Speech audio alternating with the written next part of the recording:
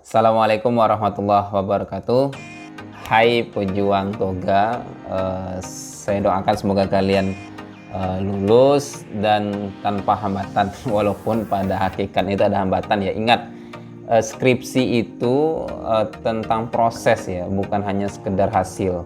Jadi nikmati setiap prosesnya walaupun melelahkan. Ketika terjadi stuck ataupun momen-momen yang membuat kalian terhenti, jangan risau, ingatlah stuck itu menandakan bahwa ilmu kalian sedang berkembang. Jadi nikmati proses itu terus. Oke, minggu lalu saya sudah menjelaskan tentang 5 komponen yang harus ada di latar belakang. Sekarang kalian perlu memperhatikan hal-hal yang perlu dihindari, sebaiknya dihindari.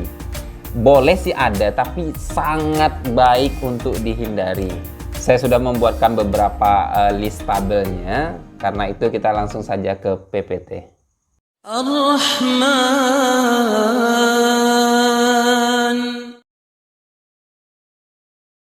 Apa yang perlu dihindari di latar belakang? Saya sudah membuat 8 kesalahan atau kekeliruan yang biasa dilakukan oleh pemula ketika menulis latar belakang. Nah, ke-8 hal ini sebenarnya sudah berbasis pengalaman. Oh, ini ayam berkokok. Tandanya saya membuat video ini pada pagi hari. Oh, bukan, menjelang subuh malah.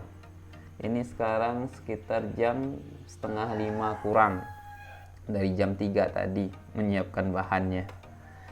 Jadi ini adalah berbasis pengalaman, ada 8 hal, dan nantinya kalau kalian sudah membuat sebuah latar belakang, atau ketika menonton video ini latar belakangnya belum ada, ini table checklist ini bisa dimanfaatkan nanti.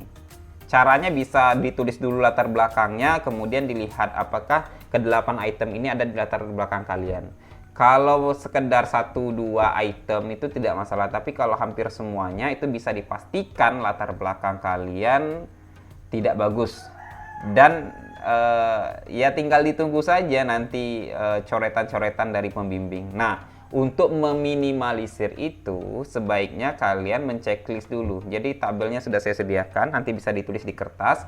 Kemudian kalian perhatikan latar belakang kalian. Oh, ternyata misalnya saya memulai latar belakang ini dengan bahasan yang terlalu luas misalnya. Oh, artinya apa? Di checklist ada. Kalian harus memperbaiki area-area tersebut. Artinya apa? Kalian belajar menggunakan tabel checklist tanpa harus dicoret terlebih dahulu oleh pembimbing. Yang pertama kita langsung saja, itu budaya copy paste. Ini pasti ada ya. Walaupun kalian menyadari bahwa copy paste itu nggak baik, tapi faktanya tetap ada copy paste. Nah, sekarang di beberapa kampus itu dia sudah menggunakan Turnitin ya untuk cek plagiasi. Dan Turnitin itu adalah sistem komputer atau sistem internet yang tidak mungkin keliru. Yang kelirunya itu biasanya manusianya, sehingga bagian 6 kata yang sama dengan yang ada di internet itu bisa dihitung sebagai plagiasi. Bahkan sesuatu yang kalian ketik pun murni dari otak kalian, ternyata sudah ada yang menulis di masa lalu begitu. Nah, itu tetap dianggap sebagai copy paste. Nah, karena itu minimalisir budaya-budaya yang tidak baik ini. Nah, saya nanti akan menunjukkan contoh cek plagiarisme, atau saya langsung saja ya. Beberapa saat yang lalu saya melakukan pengecekan plagiarisme. Nah, ini hasilnya ya. Nah, ini contoh cek plagiarisme menggunakan Turnitin. Jadi ini adalah halaman awalnya. Rumah Moderasi Beragama, ini adalah judulnya. Dicek oleh Ihsan Rahmat begitu ya. Ini ada tandanya bahwa sudah dicek menggunakan plagiarisme, dan ini tandanya. Bahkan ini kalau dia tidak ada tanda merah sama sekali atau di blok begitu, ini artinya memang tulisan murni dibangun dan tanpa copy paste. Nah, ada bagian yang seperti ini, nanti kalian bisa melihat nih, nomor 5, kemudian ada nomor 1. Itu artinya si Turnitin ini mendeteksi bahwa bagian-bagian ini yang diplagiasi. Padahal seperti RPJMN tahun 2020 ini kan sebenarnya memang kalimat yang sudah ada di tempat lain ya. Perpres nomor 18, tapi tetap terhitung.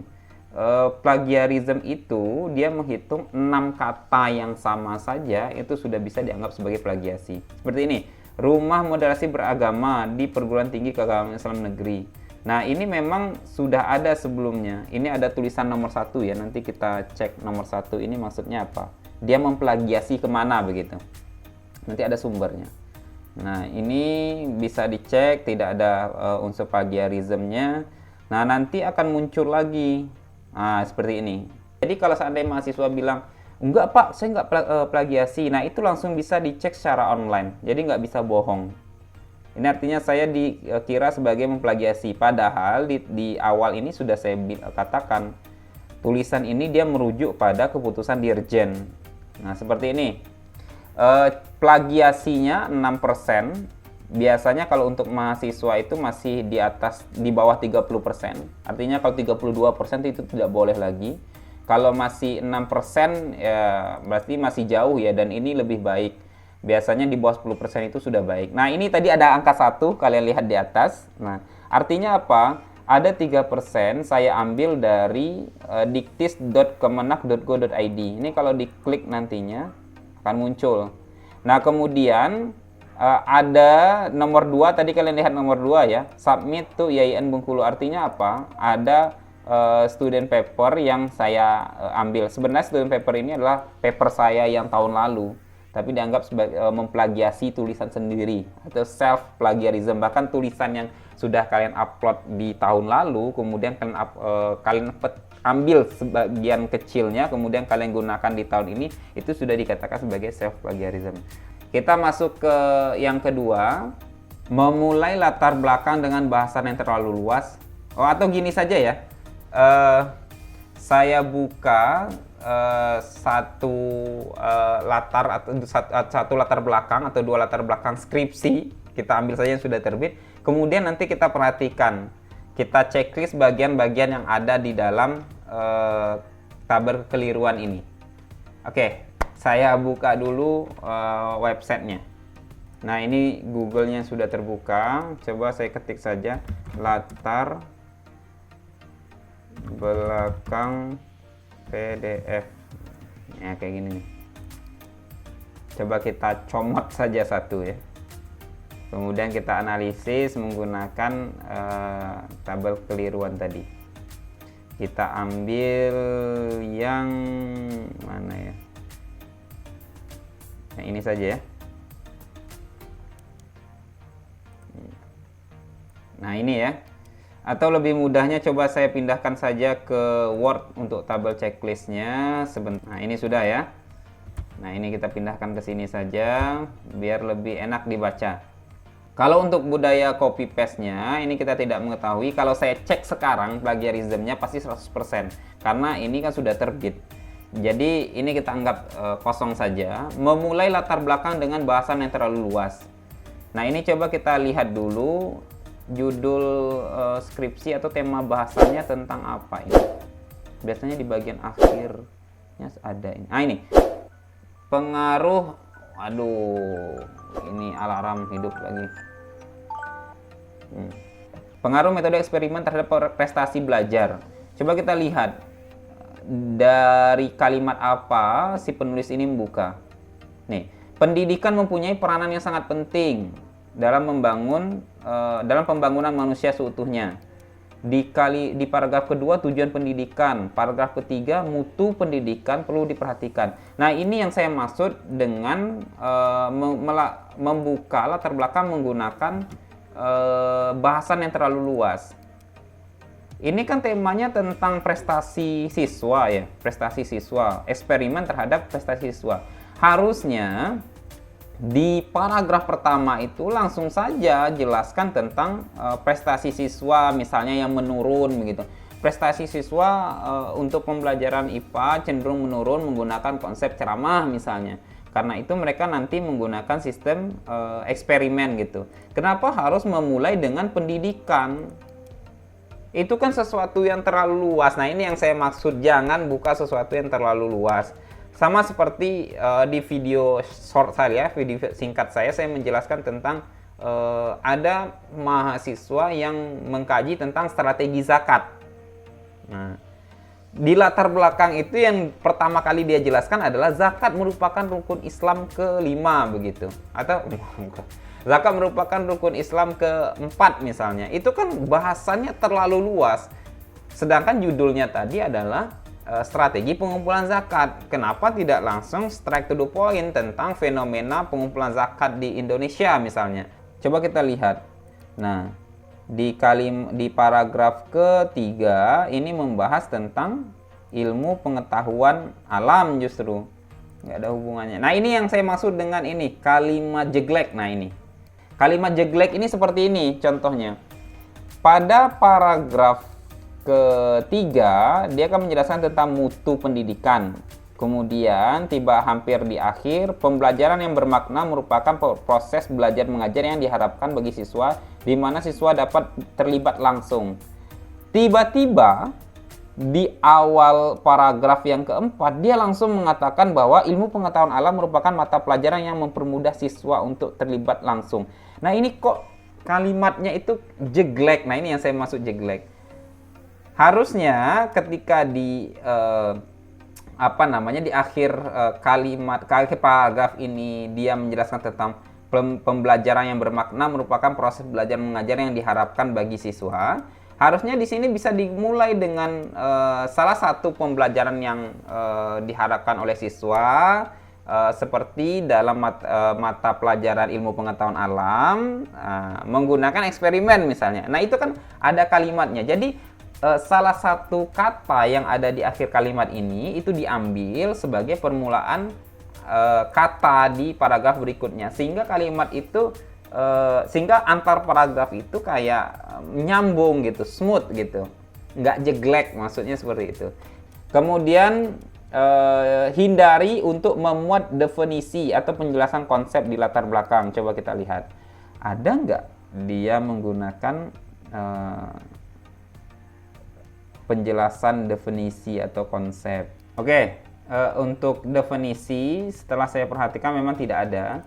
Berarti kita buat strip hasil review kita terhadap latar belakang ini ya. Penggunaan kalimat yang berbelit atau tidak efektif. Nah, ini kalimat-kalimat berbelit ini maksudnya termasuk juga